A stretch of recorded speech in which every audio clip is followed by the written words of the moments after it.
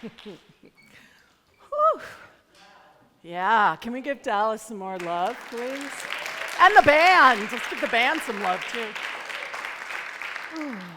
We are the ones that we are waiting for. Right? That place, that space within us that struggles. Anybody in here struggling at all with anything? This weekend really everything that was happening in Texas really kind of knocked me sort of out, right? And as I sort of sat there with my grief and watched the part of me that wanted to push it away, that wanted to disconnect myself from my discomfort at what was happening, I had to keep reminding myself that we are the ones that we're waiting for. Like, that's it. We're the ones that are going to show up for each other. We are the ones that are going to bring comfort. We are the ones that are going to bring transformation and change and new possibility. We are the ones that get to hold each other in the midst of our greatest grief. And we are the ones that get to lift us up when we are in a place of celebration and joy. And we get to do that together again and again and again and again. And what this teaching for me does is that before I found this teaching, my highs were like, woo, but my lows were really low. And I would sort of bounce back and forth between these highs and these lows, because that's what life is, yeah?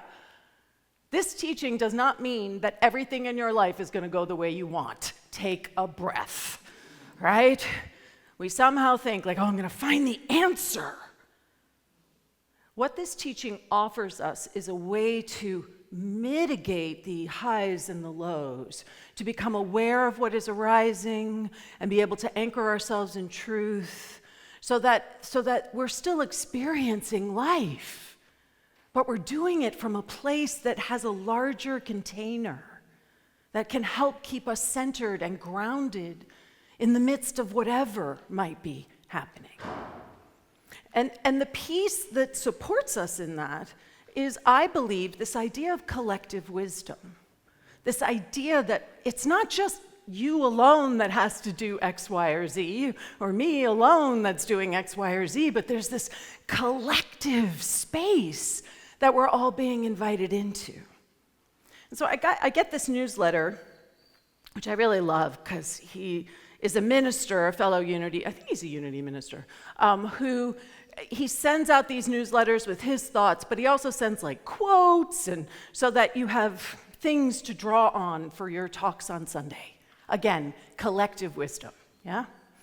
And this was in his latest one. He says, as we mark Independence Day and celebrate the founding ideals of liberty and justice for all, we are reminded that freedom is not only a personal right, but a shared responsibility.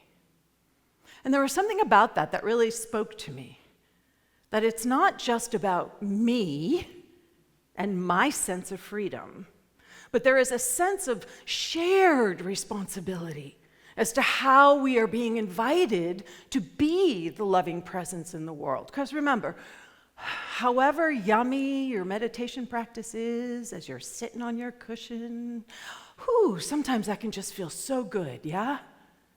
But what happens when you actually get off your cushion and you're in the world? Are you screaming at the car that cut you off?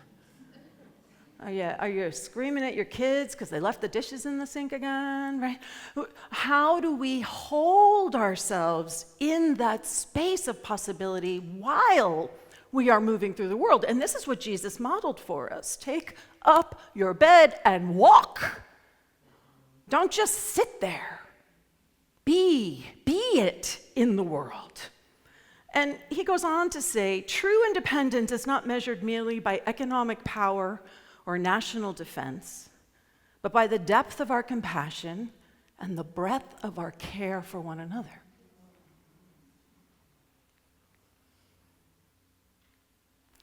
So how do we hold everything?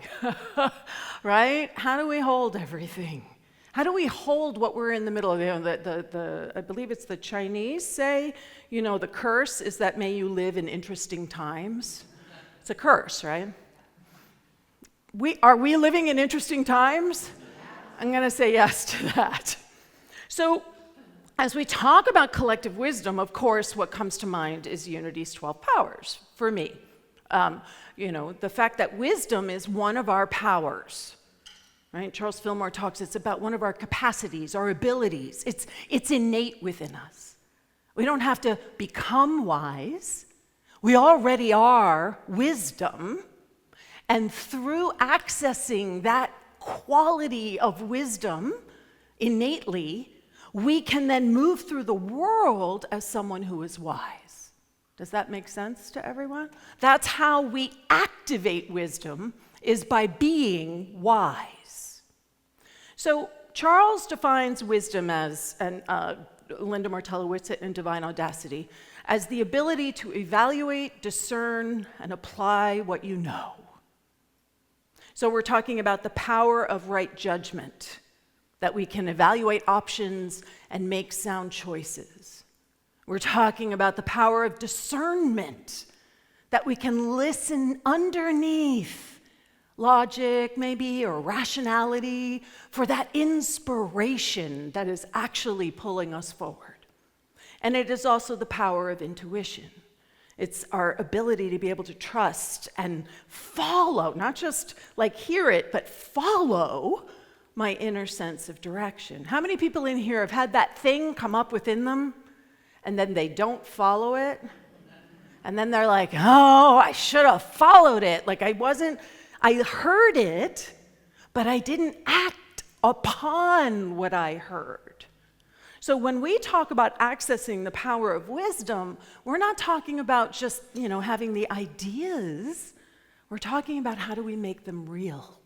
How do we bring them forth into time and into space?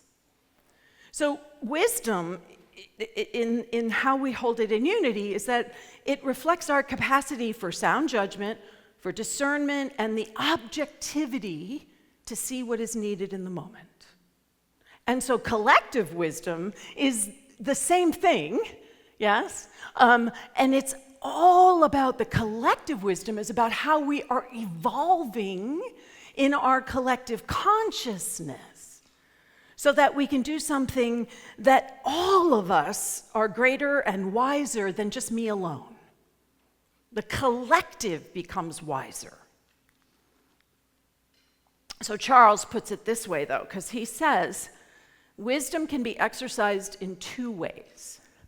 From sense perception, meaning all we're focused on is what's happening in the world right now, or spiritual understanding. The prevailing tendency, now he wrote this in the late 1800s, and here we are today. The prevailing tendency of wisdom is toward caution, fearfulness, criticism, and condemnation, because it's drawing its conclusions from right here in time and space. Does that resonate with everyone? And can we feel how we lean into caution and fearfulness and criticism? Anyone got that voice in their head? Right? The self-criticism that we have, and then the criticism that we project out onto all the people. Why is she doing it that way? That just seems nuts to me. Is it really? Or is that person opening up an avenue for some way of navigating something that you didn't think of? Because we think we have it all figured out, don't we? All right, so is everyone willing to bear with me a little here?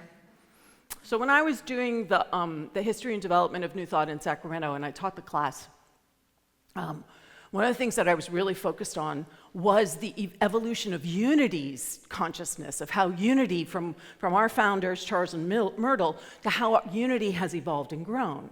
And part of that class focuses on what are we grounded in, right? Who are the philosophers? Who are the teachers that Unity is grounded in? And one of them is Hegel. Anybody in here have heard of Hegel? Okay.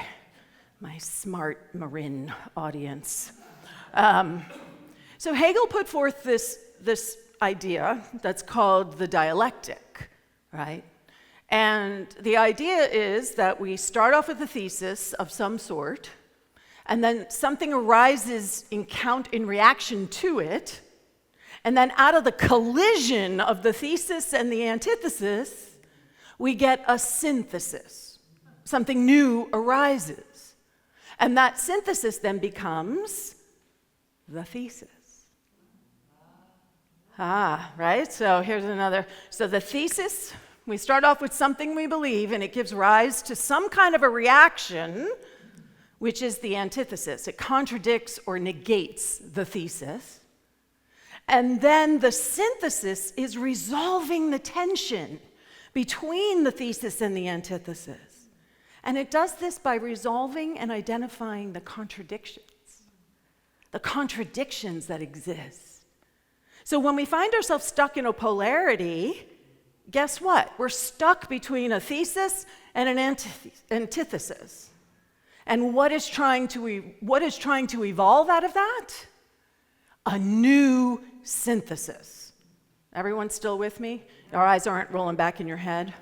So here's for those who need all kinds of, right? I'm trying to give all the learners a way to kind of comprehend this, right? So we have the thesis, and then we have the antithesis and the thesis, and they're sort of fighting it out, right? Because neither one is complete. Really breathe that in. Neither one is complete. And what is arising is a new synthesis, but ultimately, is that complete? No. So it becomes the thesis. And this is how consciousness is evolving. This is how we move as a collective into new understandings. So you can see how being in this time of the polarities, this is the interesting times. So what does that mean for us? Right? What does that mean for us? And the thing I want us to also remember is Hegel, what was really great about Hegel, you read how he understood the idea of God, and it sounds like unity. He understood God was not a being. He understood God as an immanent force. So immanent meaning that it's right here. It's right here with us. It's not up in the sky. It's right here. So it's immanent force, realizing itself through history and human consciousness. Now, how many times have I said, how does Charles Fillmore describe the Bible? That it's the metaphysical journey of the evolution of human consciousness. Can you see the connections, right? These are the foundations that unity is built on. So what the dialectic does is provide us a way to understand how does consciousness evolve, both within myself and for the world at large. How is this happening? And I don't know about you, but when I first discovered his dialectic, and let me tell you, my eyes were rolling back in my head at first, and I was watching all kinds of things, like help me to understand what this actually is. And all of a sudden, I started to breathe more easily. Because when we are polarized around the thesis, or polarized around the antithesis, we think it's literally the end of the world if the thing that we are anchored in isn't going to be the thing, yeah? But the whole point of evolving consciousness is that there is wisdom everywhere, even in the antithesis. Breathe into that. There is wisdom even in the thing that you think is absolutely the opposite of what you believe or what you think is right. There is wisdom there. And it is that collision that means that something wonderful and new is going to arise out of that. So the antithesis is not the enemy. The antithesis is part of a process of evolution and growth. So one of the examples that really has come to mind for me lately is one of the polarizing pieces that we're seeing is immigration right now, yes? And So on one side of the polarization, we have people chanting family first, family first, family first, yes? Keep families together, family first. And then on the other side, we have people saying, there's a process and you didn't follow it. Right? Structure. Got to follow the structure, because otherwise we're going to have chaos. Now, the people on one side, honestly, I know that because I'm one of them, I know that those people are saying family first, keep families together from the best place of deep compassion and love.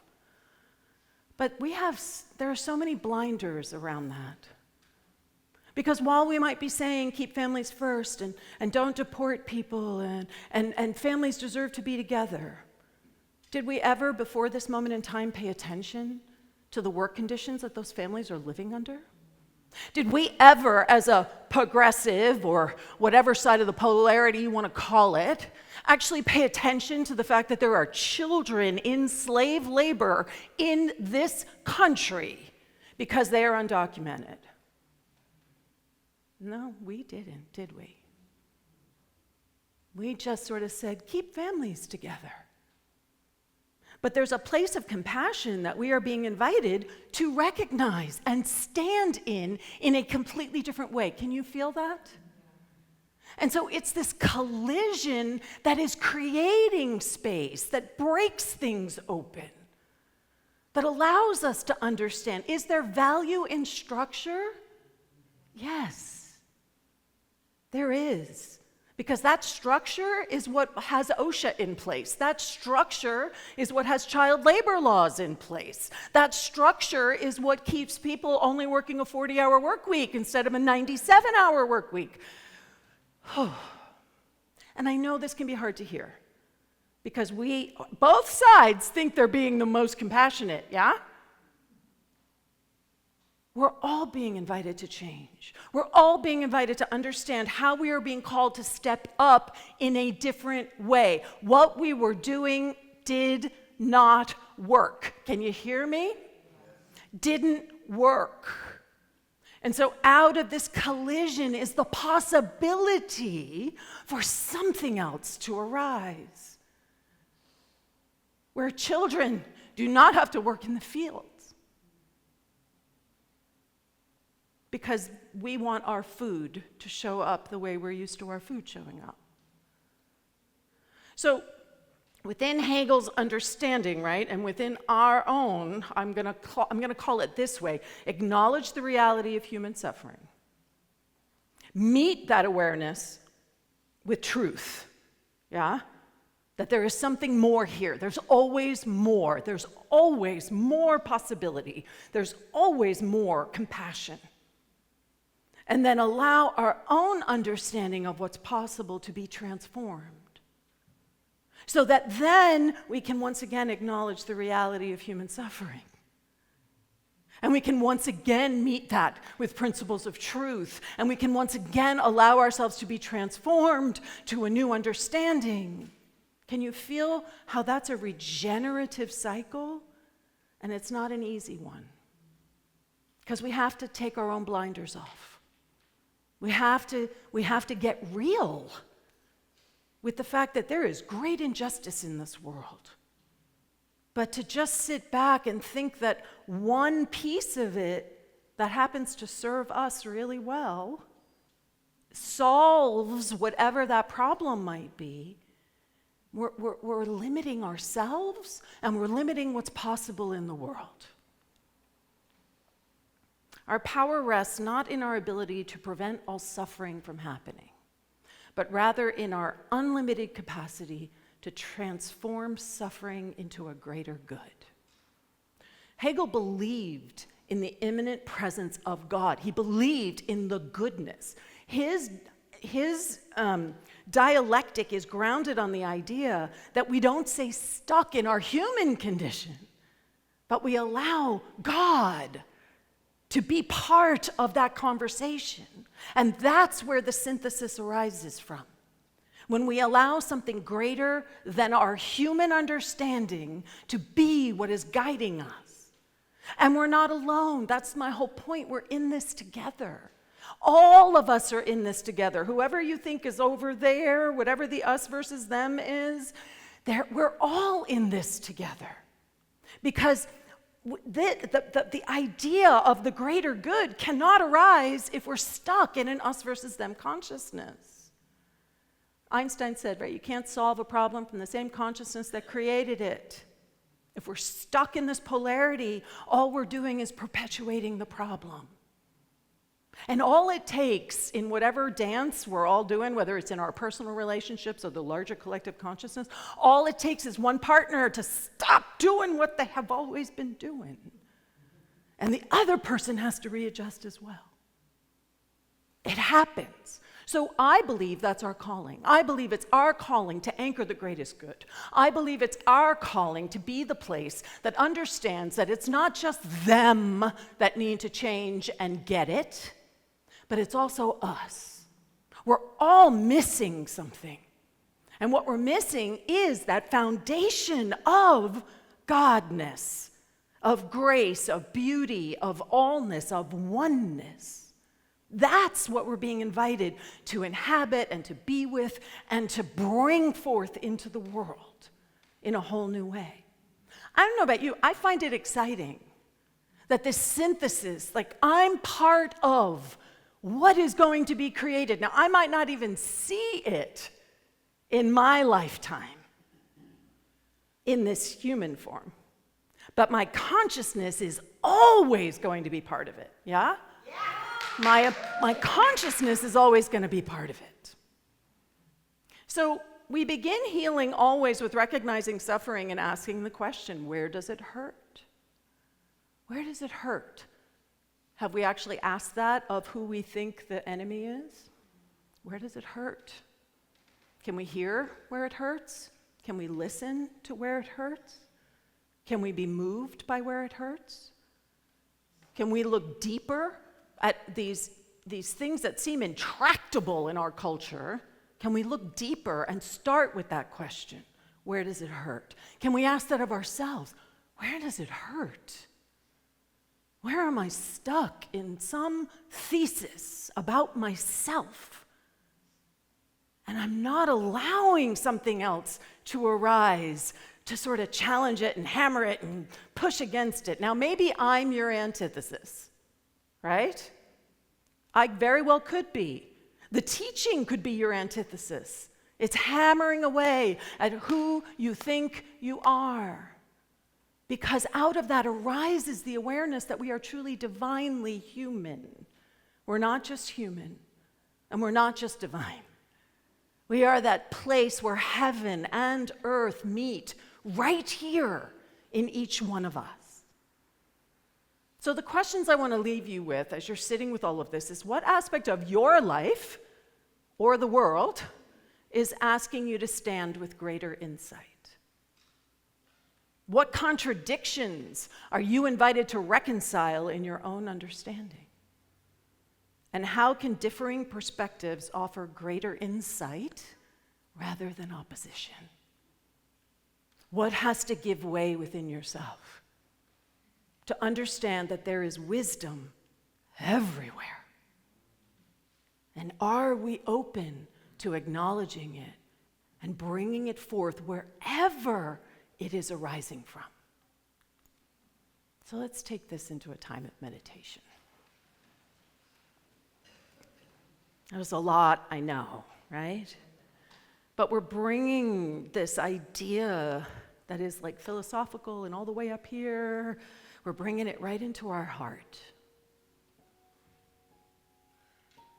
And so I invite you to just open into that, whatever your understanding of yourself is, your thesis of your own identity. Who do you think you are? How do you think you show up in the world? How do you understand your values right now?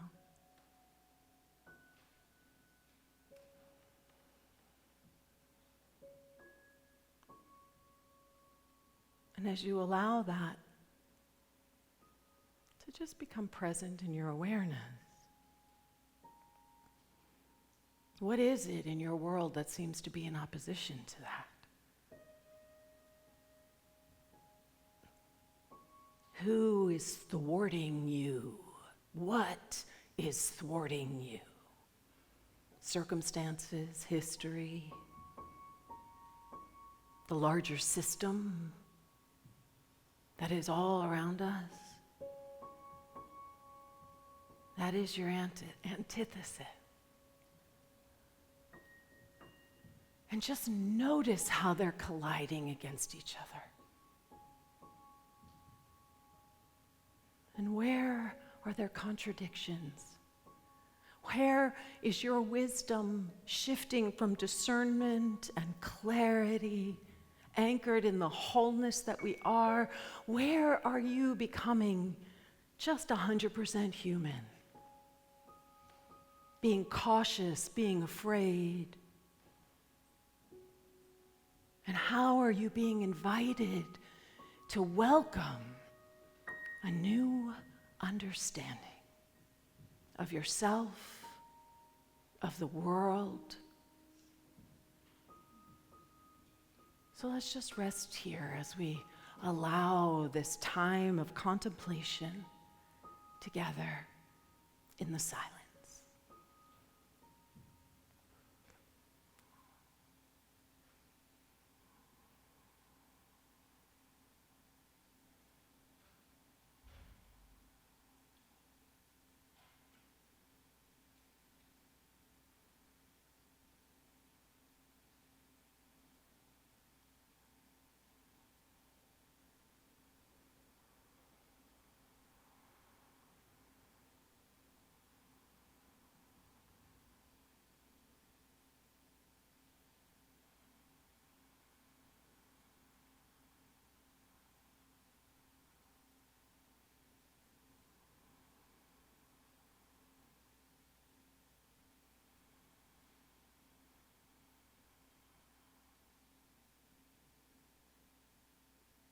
And as we allow ourselves to come back into time and space, just affirming that whatever is arising within us is, just blessed. It's all part of how these new awarenesses are arising. Knowing that we are always called to be more and never less. Knowing that the evolution in consciousness, that is happening right now. And our role in this is to just welcome it. Welcome, open into this idea that wherever we are now, whatever we are so sure about, guess what? There's a whole new understanding waiting. Hegel described what was waiting for us as freedom. So I see each of us going forth this week, anchored in that awareness that freedom for ourselves, freedom for all is what is constantly arising. And that in the midst of any circumstance, that we are reminded to anchor ourselves in truth, in love, and in possibility. And so it is. Amen. Ashe.